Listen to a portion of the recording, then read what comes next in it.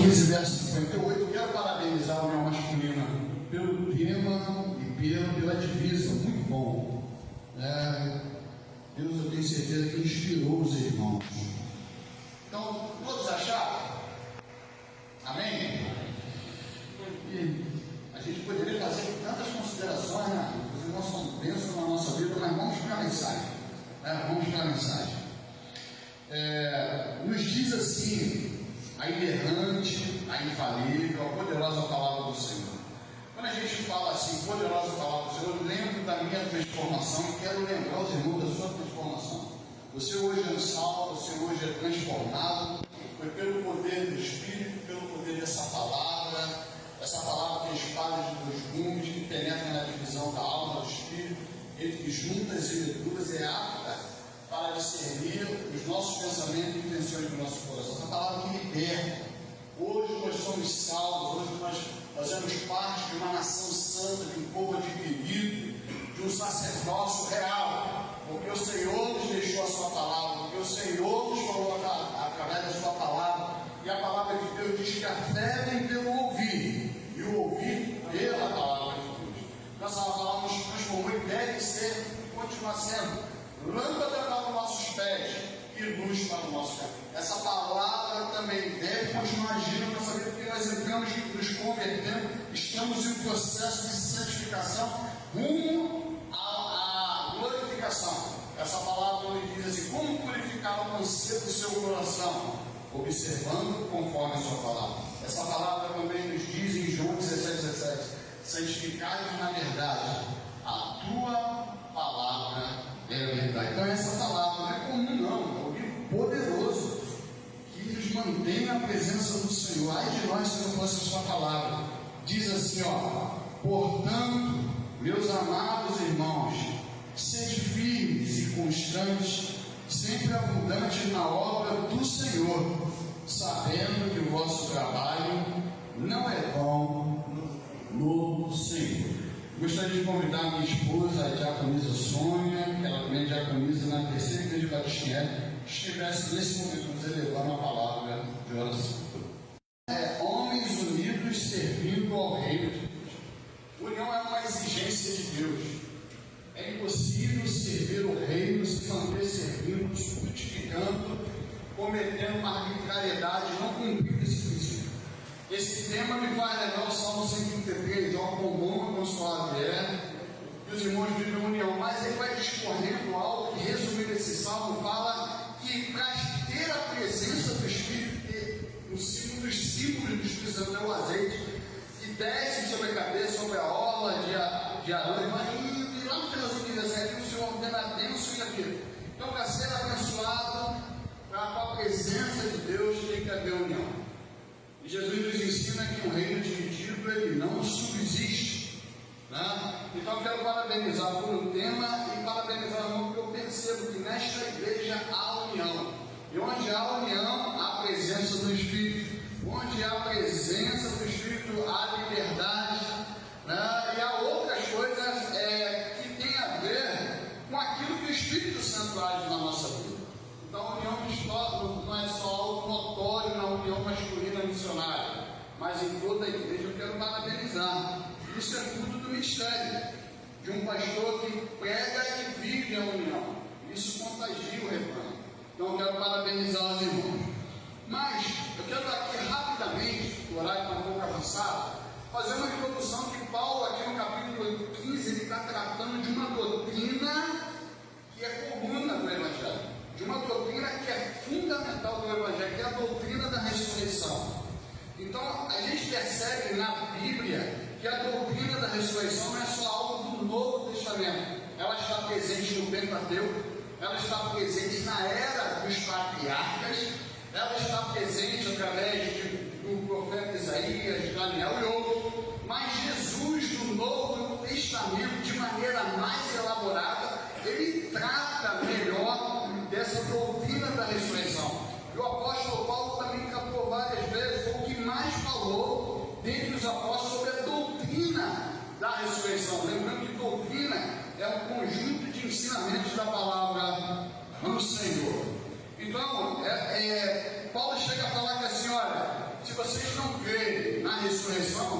Se nós não cremos na ressurreição, é em vão a nossa pregação. Então, se não houvesse a ressurreição, se não há uma compreensão, se não há uma confiança, uma credibilidade, se não cremos na ressurreição, é vã a nossa reunião, é vão, está em vão, está vã a nossa liturgia, tudo é em vão. Mas glórias a Deus, irmãos, porque nós cremos num Cristo ressurreto, num Cristo que morreu e ao terceiro dia ressuscitou, num Cristo que realmente está aqui, porque Ele diz: onde houver 2 ou 3 reunidos, eu estarei. Num Cristo que diz assim: olha, todo poder me dado no céu e na terra, portanto ide. Num Cristo que diz assim: estarei convosco todos os dias até a consumação do céu. Se a gente desse a oportunidade aqui para todos nós termos uma experiência com esse Cristo vivo, não um falso testemunho, mas verdadeiro, todos nós aqui, a começar no dia do encontro pessoal com Cristo, quando Ele se revelou no nosso coração através da Sua palavra, nós teremos muito testemunho. A minha esposa mesmo tem um testemunho extraordinário, uma experiência de ressurreição, né? E agora, no último exame de 2 cavidades, a médica não estava tentando, olha o exame com ela falou assim: uma cavidade fechou. Então, esse Cristo não é um Deus também que só opera milagres físicos, mas na verdade Ele está fazendo milagre todos os dias da nossa vida. Se você está respirando, é um milagre de Deus. A vida é um milagre, é um dom de Deus, é um presente dele. Então, Paulo, ele trata aqui, a gente vai se deter em uma doutrina fundamental, mas eu quero me deter em 3 pontos importantes, baseados no tema desta noite: homens unidos servindo ao reino de Deus. Em primeiro lugar, homens unidos servindo o reino de Deus, mesmo em tempos de tribulações. Ah, meus irmãos, quantos têm sido detidos em meio a tribulações? Quantos têm parados no meio do caminho? Quantos tinham a alegria de servir ao Senhor, de se colocar na presença de Deus, servindo ao Senhor com alegria, mas no decorrer, devido às tribulações, perderam a alegria de servir ao Senhor. E o Senhor nos deixa uma recomendação, nos deixa uma ordem, o que a gente tem que fazer em tempos de tribulações. Paulo, escrevendo aos Romanos, capítulo 12, verso 2, assim: olha, perseverai na oração, alegrai-vos na tribulação, perseverai em oração e sede pacientes na tribulação. Então nós precisamos nos alegrar no Senhor, buscar força do Senhor, porque a alegria do Senhor é a nossa força. E a recomendação exata, esse texto está dizendo que a gente perseverar na oração, mas ser paciente na tribulação. Perseverar em oração e ser paciente na tribulação. Como tem sido difícil nesse tempo presente que a gente está vivendo. Quantas pessoas têm recebido uma mensagem errada de um falso evangelho, e aí por isso tem nutrido seu coração, e quando chega um momento da tribulação, desiste da caminhada, ou pelo menos desiste de servir ao Senhor. Mas nós precisamos entender que dentro das tribulações, às vezes as tribulações vêm em tempos de escassez, às vezes vem tribulações na nossa vida sérias, de tipos de enfermidade e crises financeiras tentando nos parar. Mas nós devemos entender que Paulo fala o seguinte: olha, sede firmes. Então, essa firmeza que a palavra de Deus nos exige é assim todo o tempo.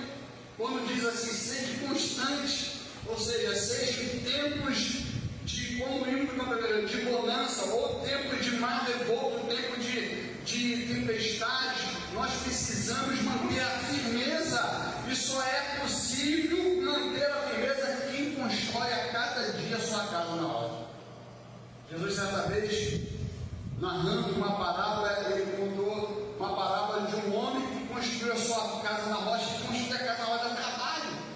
Se aqui tem alguma rocha, ou teu irmão construiu uma rocha, para chegar até a rocha, tem que escavar, até chegar na rocha e fundamentar a sua casa na rocha. Edificar então a nossa vida na palavra de Deus dá trabalho. como dá trabalho, né? Quem é bem sucedido no casamento, na sua família, tudo dá muito trabalho. E a gente tem que ter uma das prioridades na nossa vida, uma maior prioridade na nossa vida. Fundamentar a nossa vida na rocha, na pessoa de Jesus Cristo.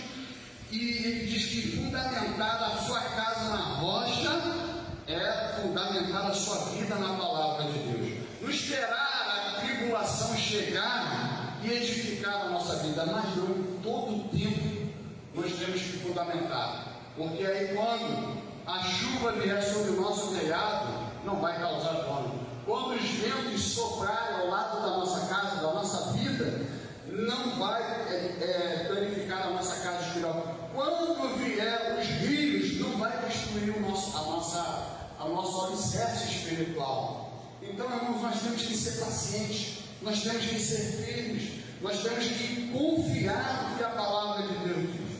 Hoje não faltam excelentes pregadores, hoje em dia não faltam excelentes oradores, hoje em dia não falta gente talentosa, o que falta é gente que vive a palavra.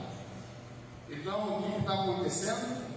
Muitos estão desanimando, como eu e o secretário nós estávamos. Muitos estão parando o caminho. E muitos estão dentro da casa do Pai, mas sem aquele espírito voluntário, sem aquela vontade. E aí isso acaba, não sei o que, mas lá nas igrejas, sobrecarregando alguns que têm que se desdobrar para que a obra do Senhor não pare. Então, nós temos que ser homens unidos, né? Unidos, servindo o Rei, mas mesmo em tempos de tribulações. Nós não podemos perder essa união. Nós não podemos deixar de servir. Nós temos que cuidar. E isso só é possível quando nós estamos com uma vida fundamental na palavra e cheias do poder de Deus. Sem o poder de Deus, nós ficamos no meio do caminho. Só que algumas pessoas confundem que é o poder de Deus, né? O poder de Deus não é muito barulho. O poder de Deus não é aquilo que é exterior. O poder de Deus é ser cheio do Espírito. E quando a gente é cheio do Espírito, a gente ama. Quando a gente é cheio do Espírito, a gente tem uma fé verdadeira. Quando é cheio do Espírito, a gente tem domínio próprio. Quando a gente é cheio do Espírito, a gente tem mansidão. Quando a gente é cheio, estamos cheios, nós temos temperança. Quando nós estamos cheios do Espírito, nós estamos cheios de benignidade, de bondade, porque isso é fruto do Espírito. Às vezes a gente se decepciona com alguém que mostra uma vida cheia de poder e na hora dá um péssimo testemunho. Mas também nós precisamos, irmãos, em segundo lugar, homens, além de ser homens assim, servindo, unidos e cheios do Espírito, cheios do poder de Deus, mesmo em tempo de tribulações, seja por escassez, seja por enfermidade, mas em segundo lugar, em tempos de apostasia.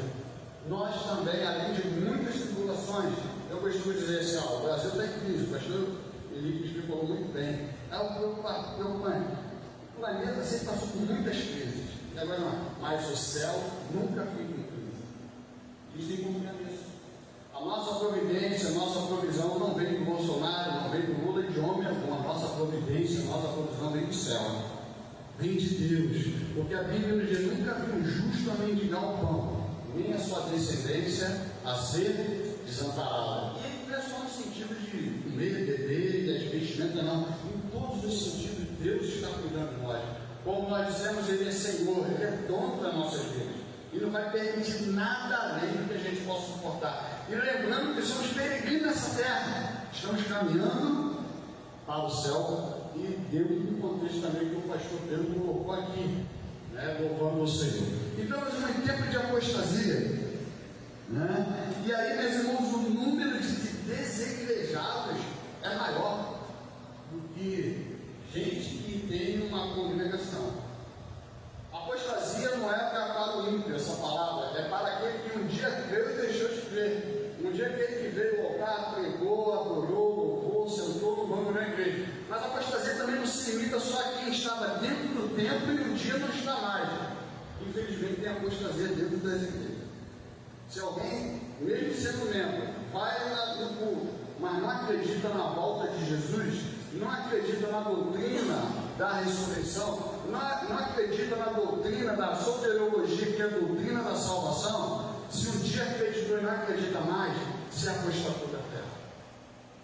Então temos que ser uma união masculina, não cética, não uma que frutifica como uma união que se apostatou da fé, mas que crê nas promessas de Deus, que crê, uma união masculina que crê que posso crer no amanhã, porque o meu Redentor vive, que o melhor de Deus que está por vir acima de todas as bênçãos que Deus pode derramar aqui nesta terra, é a eternidade. O crente que acredita na palavra de Deus, o crente que não se aposta da fé, que crê que a eternidade é o melhor lugar, que a eternidade não é uma mitologia, que a eternidade é uma história da carochinha, mas quando Jesus não se curve o vosso coração, crente em meu Pai, crente também em mim, porque na casa de meu Pai há muitas moradas, é algo real, é algo que o Senhor está reservando para cá, é algo que aqueles irmãos que congregaram com os irmãos aqui estão desfrutando do Senhor, já estão no Senhor. Então, meus irmãos, eu quero deixar o texto rapidamente aqui, que eu tenho colocado meu coração nesse tempo, porque nós estamos vivendo esse tempo de apostasia. É a segunda carta do apóstolo Paulo a Timóteo, capítulo 3, versos de 1 a 5, que diz assim, ele recomendando naquela época aquele jovem pastor, mas um homem de Deus, diz assim, sabe porém isto, que nos últimos dias sobrevirão tempos trabalhosos, porque haverá homens amantes de si mesmos, avarentos, presunçosos, se sentindo superior aos outros, soberbos, blasfemos, desobedientes a pais e mães, ingratos, profanos. Tem alguma dessas palavras aqui que não está acontecendo hoje? Ainda tem mais, olha. Sem afeto natural, irreconciliáveis, caluniadores, incontinentes, cruéis, sem amor para com os bons, traidores, obstinados, ou seja, inflexível, orgulhosos, mais amantes do deleite do que amantes de Deus, tendo aparência de piedade, mas negando a eficácia dela. Ainda diz assim, destes afasta-te. Quando a Bíblia fala destes afasta-te, eu acredito que é para não se contaminar também, porque dentro da própria doutrina da ressurreição, Paulo vai se dar vontade de falar assim, capítulo 15 dessa reunião, olha, as más conversações ou as más companhias corrompem os bons costumes, e às vezes a gente não tem coragem de se afastar desses, mas é uma recomendação bíblica, e às vezes a gente tem que tomar esse coragem. Se está me afetando espiritualmente, se está me afastando de Deus essa companhia, eu tenho que me afastar. Eu tenho que ser decidido, eu tenho que ser resoluto, eu não posso continuar caminhando. Se essa companhia está me fazendo mal, eu tenho que me unir a homens de Deus, a uma união masculina missionária, que é uma organização, a homens comprometidos com o Senhor, aos meus irmãos na fé, que têm o mesmo pensamento, os mesmos ideais em Cristo Jesus, porque isso vai produzir edificação na minha vida. Então, irmãos, a gente tem que tomar muito cuidado nesses últimos tempos. Mas em terceiro lugar, nós devemos ser homens unidos servindo o Rei, mesmo em tempo de relativismo religioso. Além de ser um tempo muito difícil, de muita tribulação, mas que não se compara aos apóstolos, que não se compara à igreja primitiva, que não se compara aos missionários das portas abertas, por exemplo. Nós e estamos vivendo um tempo de apostasia, nós também estamos vivendo um tempo difícil de relativismo religioso. Ou seja, a palavra de Deus não é verdade absoluta. Porque às vezes alguém ensina isso dentro do cemitério, que parece cemitério, dentro de um seminário que se diz de crente, e ensinar que o livro de Jó é uma lenda, está repreendido em nome de Jesus. Porque toda a escritura é divinamente inspirada. E aí daquele que acrescentar ou tirar uma vírgula, anátema seja. Então nós temos que ter uma fé firmada no Senhor. A gente tem que ter cuidado que tipo de mensagem eu ando me alimentando. E o pastor Pedro fica na desvantagem, eu fico na desvantagem enquanto não acontecer. Porque a gente ensina uma sã doutrina domingo de manhã, domingo à noite, na quarta-feira. Aí de repente uma ovelha escondidinha está lá, usando um copo com água e acreditando naquele assim, um caroço, tem R$1.000 para um caroçozinho de feijão, e um milagre vai acontecer. O meu sangue aqui na toalhinha vai estourar. E ele ensina de segunda a domingo. E às vezes tudo que a gente ensina, estudando, orando, buscando, vai por ralo. Uma vez eu fiquei escandalizado, uma irmã, eu pensei que ela já tinha uma maturidade já, ela pegava o copo, ela bebia água para alcançar a cura. Mas a Bíblia, quando trata de cura, de maneira muito direta, todos os exemplos de Jesus fala que é a oração da fé. E a fé é o firme fundamento das coisas que se espera e a prova daquilo que não se vê. Então a gente vive, e Paulo vai continuar, ele coloca aqui também sobre comichões do ouvido. Né? A doutrina agora, quando pega uma palavra séria, as pessoas não querem ouvir, não. Fala sobre santidade, confronto contra o pecado. Não, vamos para a igreja aqui que fala assim: você nasceu não foi para ser cauda, não, você nasceu para ser cabeça. Você nasceu para triunfar, para de sofrer, você não pode ter enfermidade. Onde a Bíblia diz isso? Então, dentro de uma união, que é a união masculina, como a NCM, é muito importante, o Ministério Pastor para a vida da igreja. Nós temos que ser essas organizações sempre fundamentadas na palavra do Senhor. Cada um de nós. E aí, meus irmãos, dentro desse relativismo religioso, Jesus também, para eles, não é a verdade absoluta. Mas Jesus, ele falou o seguinte: eu sou o caminho. E ele falou com autoridade a verdade e a vida. Jesus é a verdade absoluta. A sua palavra é a verdade absoluta, quando diz assim: santificai-vos na verdade. Ele diz assim: a tua palavra é a verdade. Olha, não tem verdade que liberte como a palavra de Deus. João 8,32 diz assim: conhecereis a verdade e a verdade. Sabe por que muita gente dentro das igrejas sendo batizada em muitas igrejas, mas não dão bom testemunho, porque não nasceram de novo, não foram olhar, porque não ensinaram a verdade para ela. Sabe por que muita gente aceita Jesus, é batizado e não é transformado? Porque está indo atrás de um apartamento novo, de uma casa nova, de um carro novo, mas não se arrependeu dos seus pecados, não teve um encontro verdadeiro com Jesus. Então a gente está vivendo um tempo difícil, e que eu costumo dizer para a minha esposa, e penso na minha família assim: nós temos que guardar o nosso coração na palavra de Deus. Bobear também se perde. Quanta gente tem se perdido no meio do caminho? E não é só gente assim, vamos dizer assim, que não teve oportunidade de conhecer profundamente a Bíblia. Não, muita gente. Quantos de nós nos decepcionamos agora com gente apoiando, que a gente precisa falar, como é que pode, líder da nossa denominação, apoiando ideologia de gênero? É a minha atitude de quem se perdeu. Nós temos que ser unidos na palavra.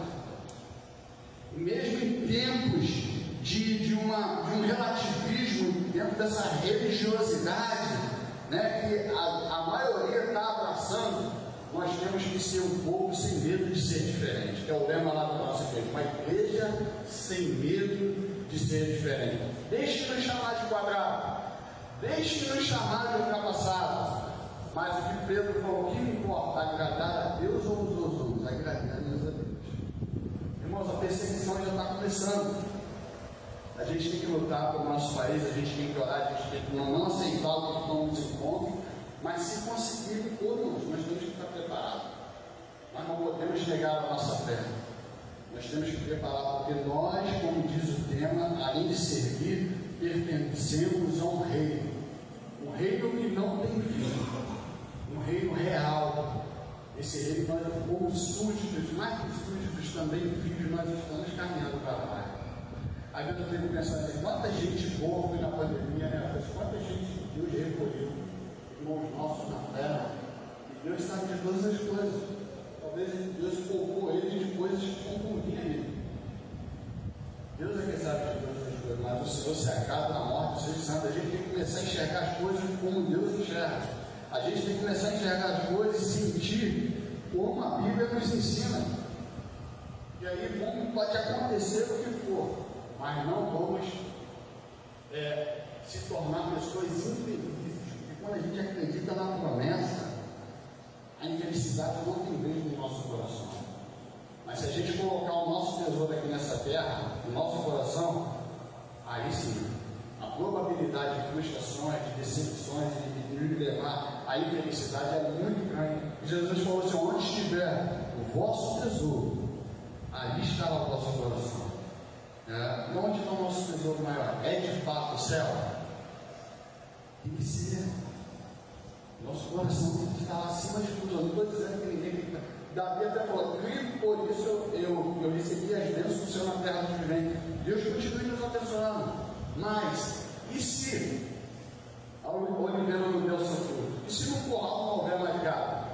E aí? Aquela palavra lá de Abacuque: todavia me alegrarei no Senhor.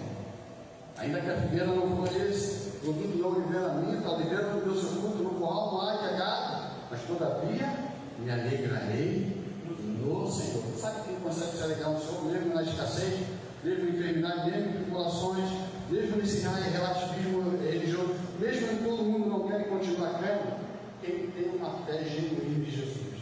E Jesus, ele falou, irmãos, a gente tem que estar até quando eu vou entrar em encontrar de fé. Mas aí, irmãos, eu quero encerrar a minha palavra e precisamos ser unidos dentro do que nós falamos, no poder do Senhor. E esse poder só vem dele, volta a frisar. Irmãos, Deus não só serve para a união, Deus deu dons espirituais a cada um. Está na Bíblia, dons espirituais. Uns têm o dom de mestre, dá uma aula maravilhosa na escola bíblica, né? Quantos tem aqui, olha, pastor Cristina, mencionando, vejo aí aprendendo, irmão Luciano, a irmã. Eu vou parar de falar nome, senão eu vou cometer injustiça. Mas a gente vê os dons de pastor, tem o dom dele, tem os meus. Então, assim, agora, a gente consegue fazer por nós mesmos, sem poder de Deus, não? Jesus, ele falou lá, quando ele começa a falar de discorrer sobre a videira verdadeira, ele diz assim: sem mim, nada podeis fazer.